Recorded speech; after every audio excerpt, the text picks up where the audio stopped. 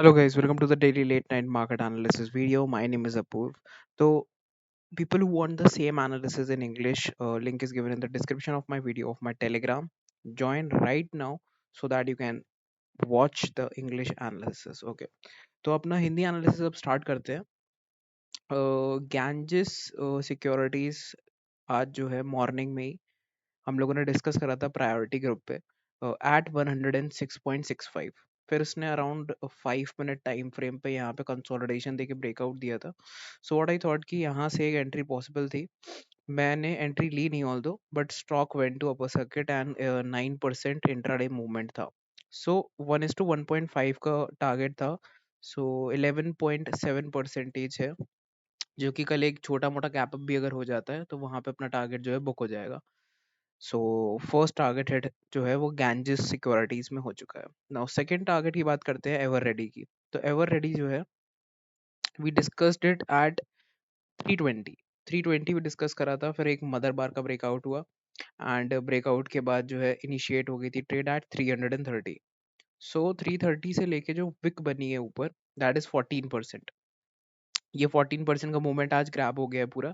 ठीक है, although target number 1 ही hit हुआ है सिर्फ, एंड टारगेट नंबर 2 इज 400। सो उसकी तरफ स्टॉक फिलहाल जा रहा है। Let's see what happens.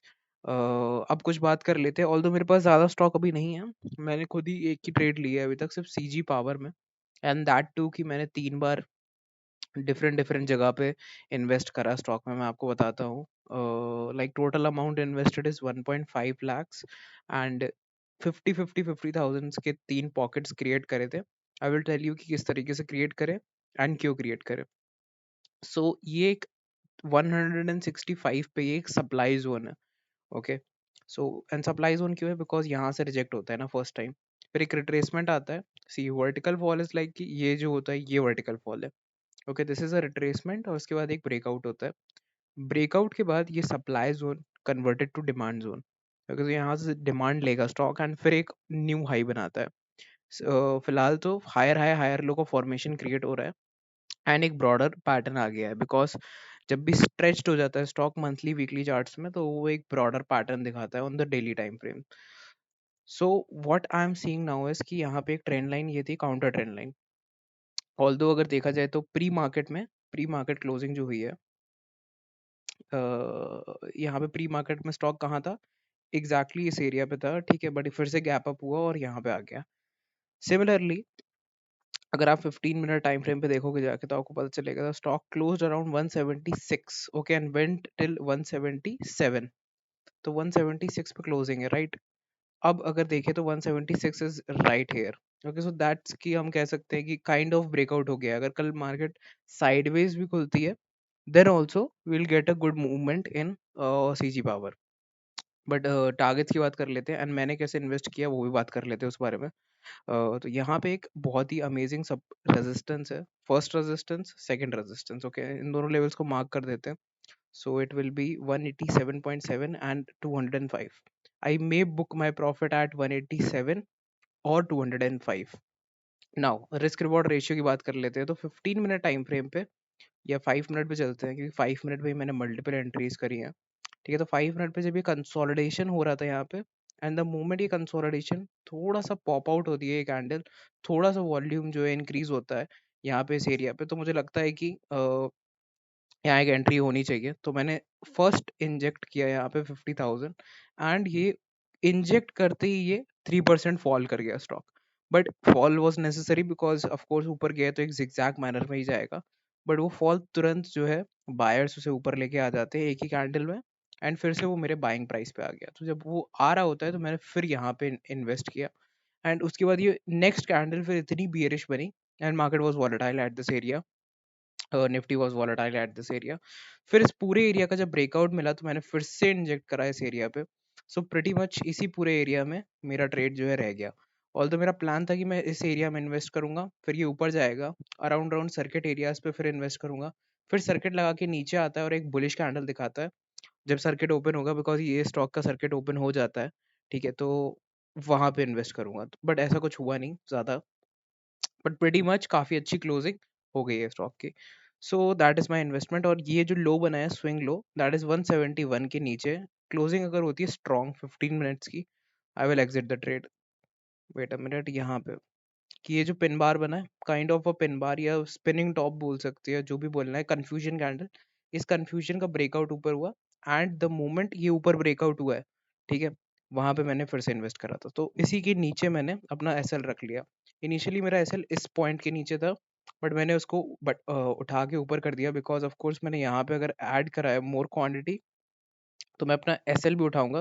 Because अगर सेम क्वांटिटी, मतलब क्वांटिटी बढ़ा दी और एसएल वही रखेंगे, तो ऑफ कोर्स फिर अगर फॉल होता है तो ज़्यादा लॉस हो जाएगा, है ना। तो अब बस मैं इतना ही रिस्क ले सकता हूँ, यही मेरी रिस्क एपेटीट है यहाँ पे। So risk from the current trading point is कि मैंने ट्रेड 175 पे है मैं, and 2% is my S L, ठीक है, that will be around 3000 rupees. And target जो है इस ट्रेड का टारगेट नंबर 1 जो है, दैट विल बी 175 से अराउंड अराउंड 8%। ओके, तो 8% पहला टारगेट है। ओके, एंड राउंड ऑफ 10% ले सकते हैं इसको, ठीक है। तो 15,000 अराउंड अराउंड मेरा टारगेट 1 है, and 22,000 will be target number 2। तो रिस्क बहुत ही स्मॉल था, इसीलिए ट्रेड में एंट्री कर ली मैंने। एंड यहाँ पे अगर आप देखोगे तो बुलिशनेस भी काफ़ी आ रखी है स्टॉक में, इसीलिए तो ये था ट्रेड, ये मेरा ट्रेडिंग पॉइंट था कि मैंने ट्रेड एंट्री कैसे ली और मल्टीपल टाइम्स में मैंने कैसे इन्वेस्ट किया। Now talking about one more stock जो मेरे रडार पे है अभी, ओबरॉय रियलिटी। सो अपर 4 रिजेक्शंस मिल चुके हैं, ओ सॉरी 3 रिजेक्शंस मिल चुके हैं, दैट टू बहुत स्ट्रॉन्ग रिजेक्शंस, और वो भी एक बहुत ही अमेजिंग एंगल पे मिले हुए हैं। तो ये एंगल अगर देखें तो this is 168, which is like 160 के ऊपर कोई भी एंगल होता है वो काफ़ी प्रेफरेबल रहता है ब्रेकआउट्स के लिए। और नीचे अगर देखा जाए तो good support from these 3 points, 3 nodal points, और फिर एक गैप डाउन नोडल पॉइंट भी क्रिएट है यहाँ पे। ऑल्दो यहाँ पे काफी सारे गैप डाउन्स है, ठीक है, बट इन सबको हटा दो अगर, तो ये जो एक एरिया है इसके ऊपर अगर ऐसी कैंडल एक सस्टेन हो जाती है अराउंड 966, तो हम 1044 का फिर एक टारगेट नंबर 1 लेंगे। And then see we will see कि टेलीग्राम पे हम लोग कैसे अपडेट करते हैं अगर जाता है। ट्रेड एक्टिवेट नहीं हुई है ऑल्दो अभी। लास्ट स्टॉक है Kotak bank. Although like banks काफी volatile हो सकते हैं at this point, but still Kotak Bank seems to be bullish।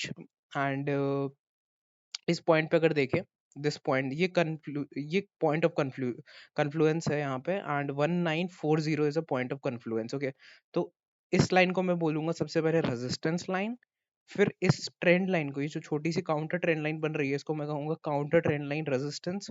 So whenever they are meeting, साथ में जब मीट कर रहे हैं counter trend line resistance and horizontal resistance, तो ये कन्फ्लुएंस पॉइंट है। दैट मीन्स कि इस पॉइंट से या तो स्ट्रांगली रिजेक्ट होके बॉटम ट्रेंड लाइन पे आ जाएगा, या तो स्ट्रॉन्ग एक ब्रेकआउट अगर मिलता है, ठीक है, क्लोजिंग मिलती है डेली टाइम फ्रेम पे, तो हम लोग का target 1 will B 2124, and a rejection and a movement that will be 2214।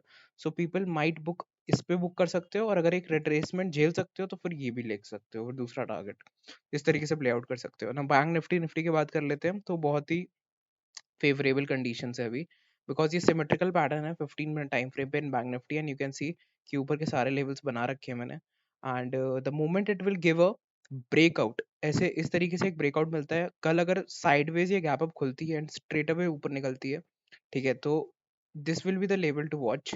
And यहाँ कहीं क्लोजिंग मिलती है तो this will be the level to book profit.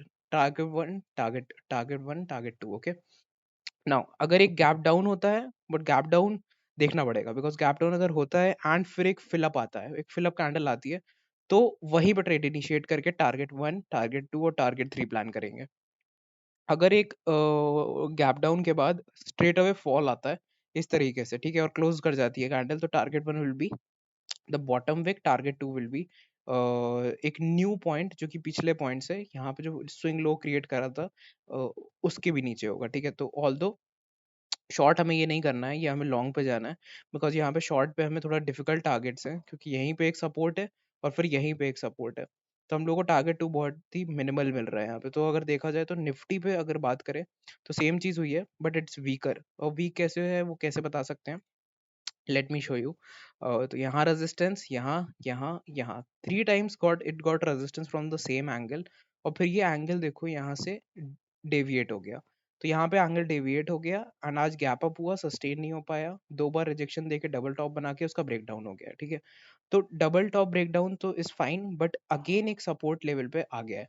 अगर कल एक sideways gap up type momentum आता है, ठीक है, तो बैंक निफ्टी को हम लॉन्ग करेंगे, बट निफ्टी के सपोर्ट से निफ्टी को सिंक करके उसके चार्ट के साथ ये देखेंगे किस तरीके से लेवल्स जो है मैच कर रहे हैं।